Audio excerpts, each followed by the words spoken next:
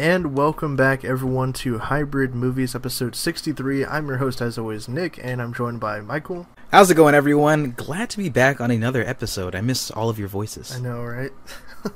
And we also got James. Hi, Dilio, neighborinos. How are my favorite neighbors doing? So, Sony, their Bloodshot movie starring Vin Diesel, which is going to start off their whole comic book universe of the Valiant comics, not Marvel or DC, Valiant, stuff from the 90s, I'm pretty sure. They're starting off with Bloodshot, and it's going to be PG-13, which is surprising, and we have a synopsis for the movie out now.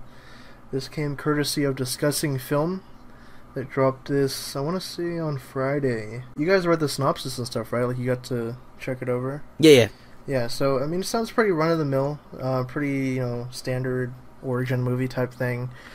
But I am very curious about the whole PG-13 rating, because we started talking about this before we started recording, that Bloodshot is a more violent character that could have gone R, but I think that they're going for PG-13 because, one, they want to make money, and two, because it's part of like a shared universe thing, they want to kind of make it maybe consistent, I guess, so he can cross over into the other movies.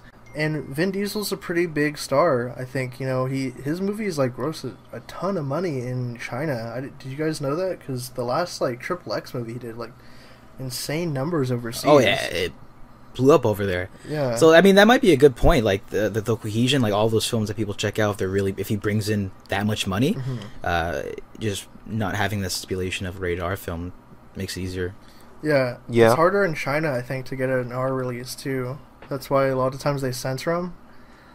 Like, they'll take, like, entire sections out of the movie. I know when Alien Covenant finally came out in China, they had cut, like, 20 minutes out of it. Like, all the xenomorph stuff. 20 minutes? Yeah, like, they cut all the creature stuff out. I'm like, what?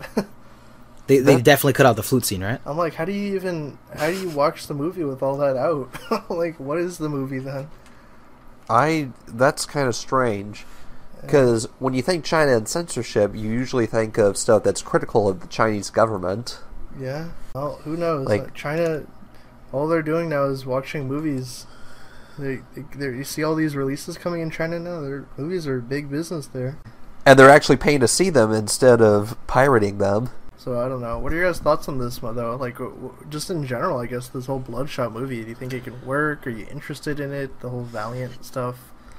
You know what, Nick? Had you told me that this Bloodshot movie was coming out like I think a year ago, maybe two, I think I'd be a little bit more game for it. But I swear this has been in development for quite a while. The Bloodshot, this whole Valiant universe, like didn't they announce this like 2015 or something? I used to know the president of Valiant, the guy that had been. We met him at New York Comic Con. We interviewed him. Dinesh, yeah. This is actually an interesting story. So Dinesh was running Valiant for a while, and he knows the guys that are at my local comic shop. I believe he lives in the Valley, so he knew them, and they had an in with him and stuff. And when Valiant did start to say, okay, we're going to develop movie properties and TV stuff, we want to get into that space, there was some whole falling out. He left the company, I guess.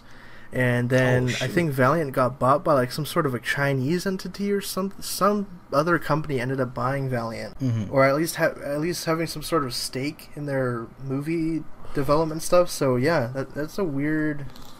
This has been in the works for a while though, for sure. Because I do remember there was like the whole YouTube series, and they had a Bloodshot like sizzle reel or trailer that dropped, right? Oh no, that was like a fan thing. I think the Bat and the Sun did that. Yeah. Yeah, no, but even then they announced that they're actually moving into the cinematic, like actual films, large scale films. So it sucks that it didn't come out then when it was a little bit more popping. But I mean, it's the superhero boom.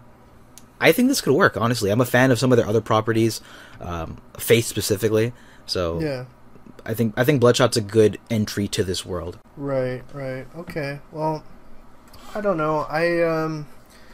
I'll see it, but at the same time, it's like, meh. My expectations are not that high.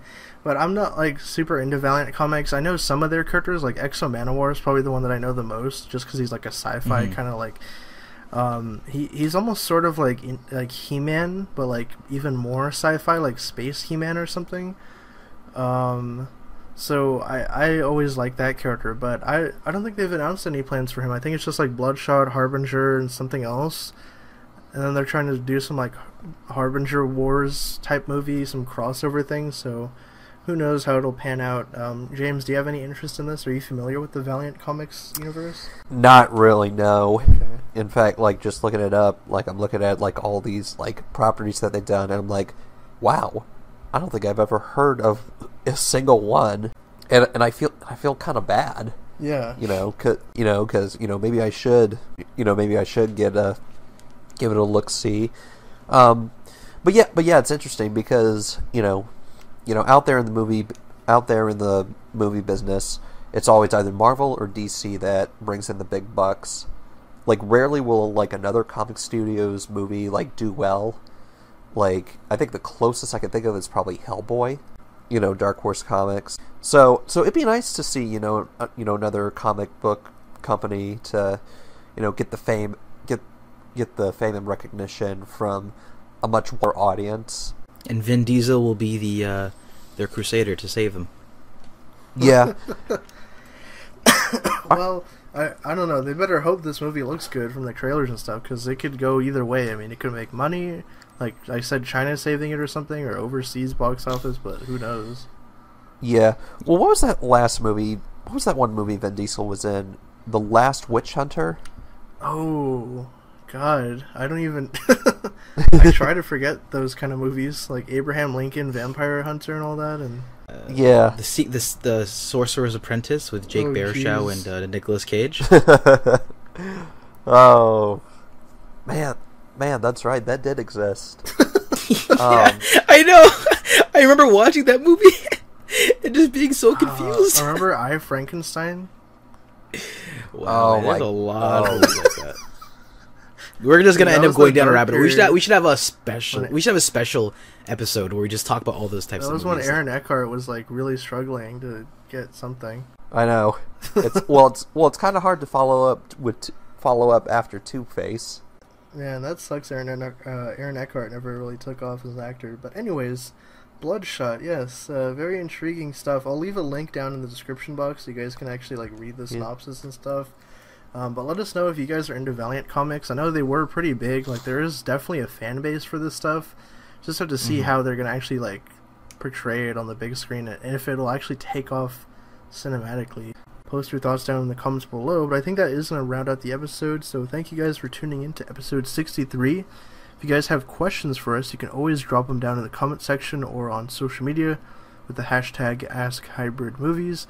If you want to follow me on social media and talk about movies, you can find me at who's_Nick. James, where can they find you?